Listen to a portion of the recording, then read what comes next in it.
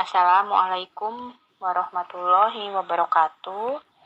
Perkenalkan, saya Rini Widyastuti bersama dua rekan, yaitu Malati Puspa Endah SKM dan Nur Aini SPD, anggota Latsar CPNS PPSDM Angkatan 8 Regional Bandung, akan memaparkan mengenai analisis isu global tentang pandemi COVID-19.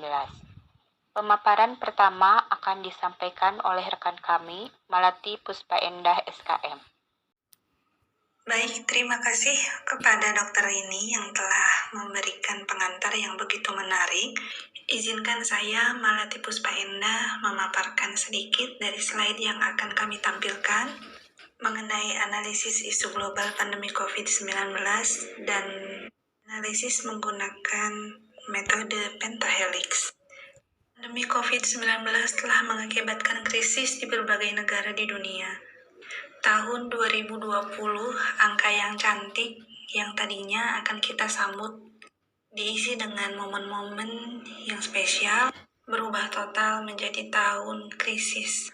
Dari isu-isu yang merebak, kami memilih 3 daftar isu yang akan kita bahas dan kita analisis menggunakan metode pentahelix. Isu yang kami pilih adalah kurangnya kesiapsiagaan masyarakat untuk melawan pandemi COVID-19.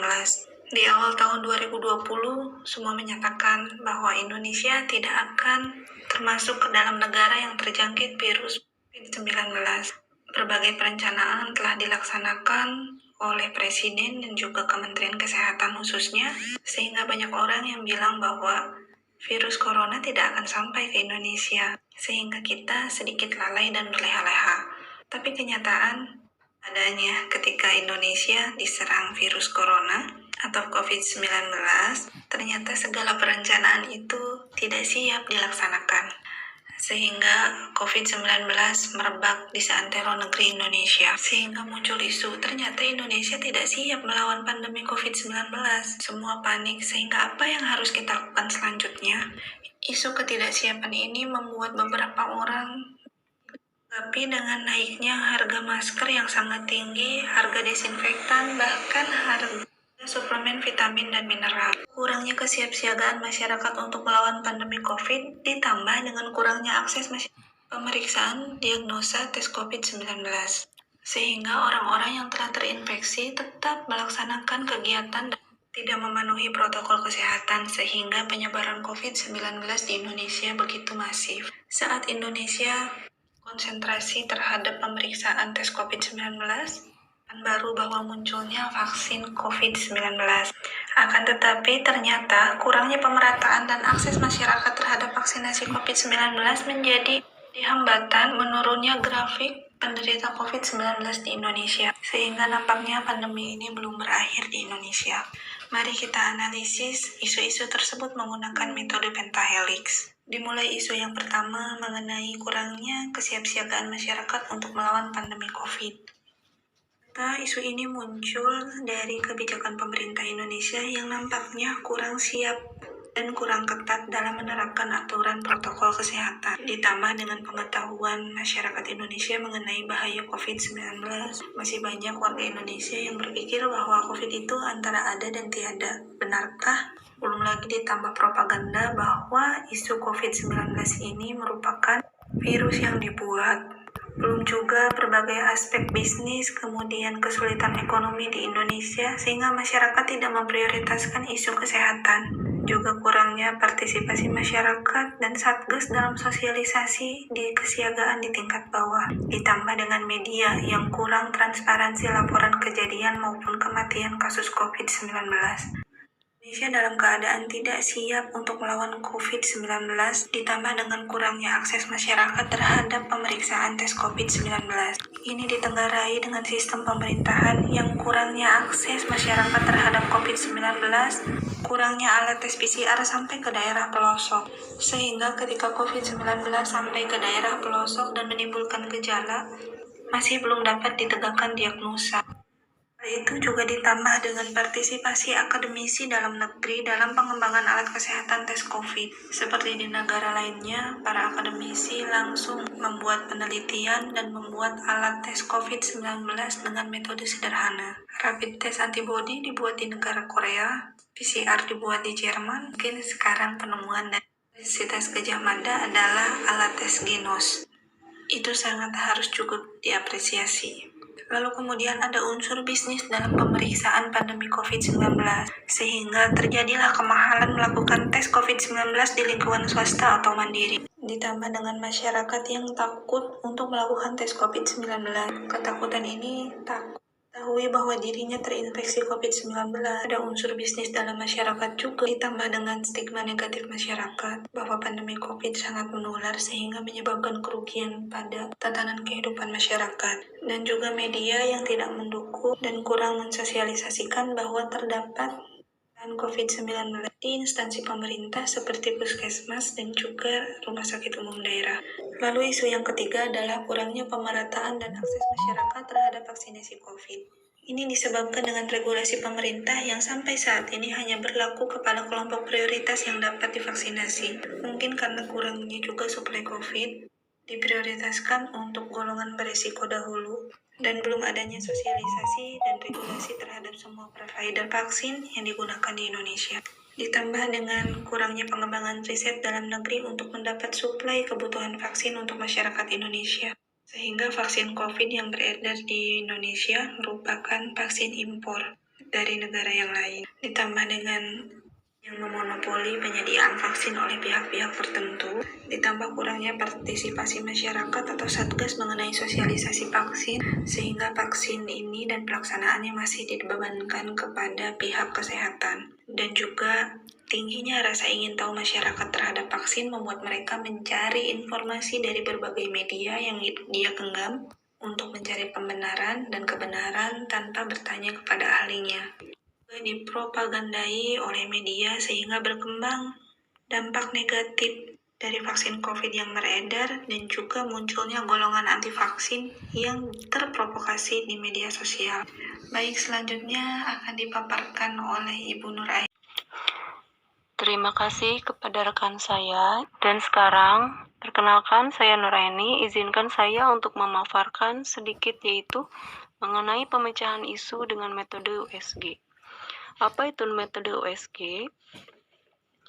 Metode USG adalah salah satu alat untuk menyusun urutan prioritas isu yang harus diselesaikan dengan cara menentukan tingkat urgensi, keseriusan, dan perkembangan isu dengan menentukan skala 1-5 atau 1-10.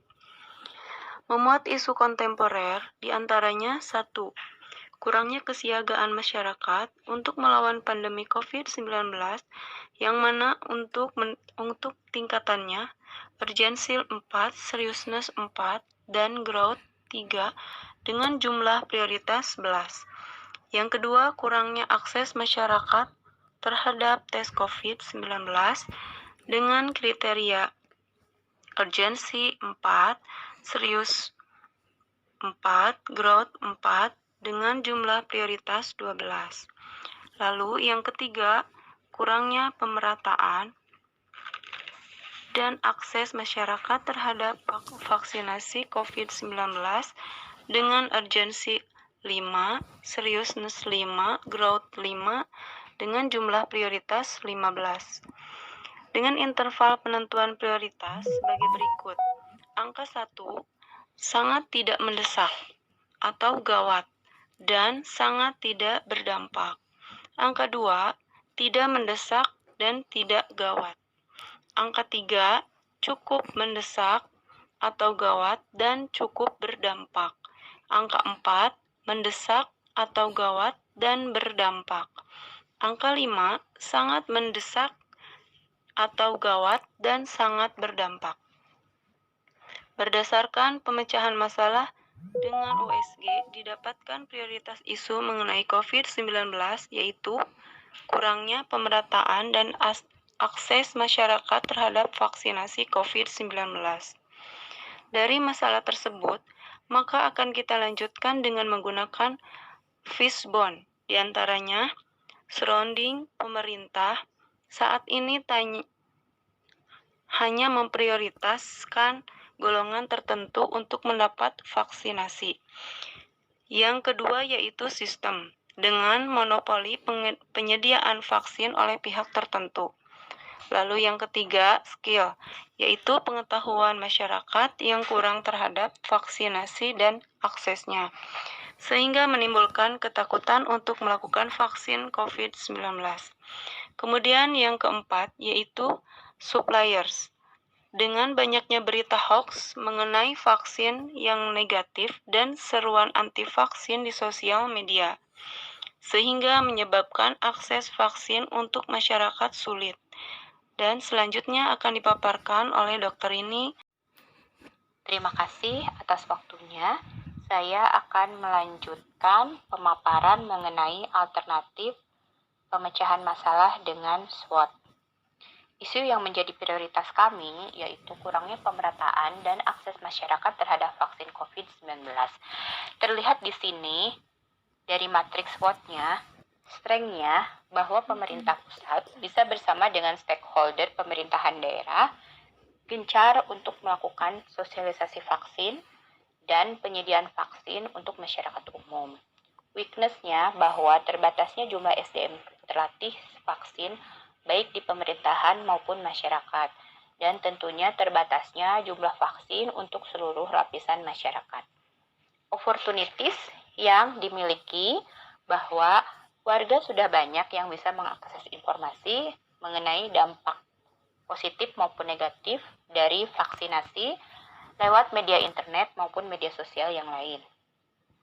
Sedangkan yang menjadi threats-nya bahwa di masyarakat berkembang kelompok-kelompok anti vaksin yang menyebabkan provokasi tidak baik mengenai dampak vaksin, terutama di media-media sosial. Dari strengths dan opportunities yang dimiliki, kebijakan pemerintah untuk menetapkan isu kesehatan harus menjadi prioritas masalah ekonomi. Kemudian juga pemerintah dapat melakukan dukungan mengenai program vaksin untuk semua masyarakat. Dari weakness dan opportunities yang dimiliki, pemerintah ini dapat melakukan dan membuka layanan publik dengan melibatkan sektor swasta untuk vaksinasi COVID-19 di berbagai pelosok daerah. Selain itu juga pemerintah dapat melibatkan satgas terkecil masyarakat di tingkat RW maupun RT untuk sosialisasi masalah vaksin COVID. Nah, dari strength dan threat yang didapatkan bahwa sebetulnya pemerintah dapat melakukan pembinaan terhadap kelompok-kelompok anti vaksin dan gencar melakukan sosialisasi positif mengenai dampak vaksin di media sosial. Sedangkan dari weakness dan threat dapat meningkatkan partisipasi masyarakat dalam edukasi dan sosialisasi vaksinasi COVID-19, tentunya dengan mendorong kampanye vaksin aman dan halal. Sekian pemaparan analisis isu global mengenai pandemi COVID-19. Terima kasih.